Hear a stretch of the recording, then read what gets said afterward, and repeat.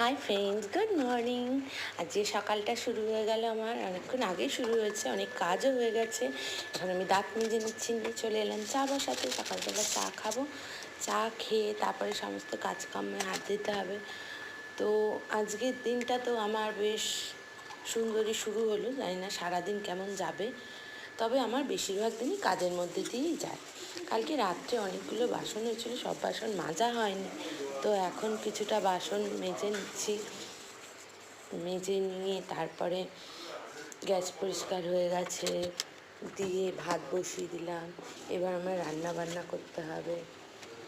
তো ভাতের মধ্যে দিয়ে দিলাম দুখানা পেঁপে সেদ্ধ। পেঁপে সেদ্ধটা আমি একাই খাই, একাই খাবো। ছেলে আগে খেতে, এখন আর ছেলে অতটা খেতে চায় না।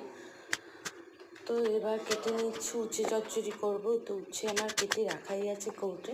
আলুটা কেটে নিলাম উচ্ছের সাথে, নিয়ে উচ্ছে চচ্চড়ি বসিয়ে দেবো। আর একটু দেখো ফ্রাই প্যানে তেল দিয়ে দিলাম, তেলটা গরম হয়ে উচ্ছে আর আলুটা ছেড়ে দিচ্ছে। আর এদিকে ভাত কিন্তু বসানো রয়েছে, ভাত অবশ্য ফুটছে।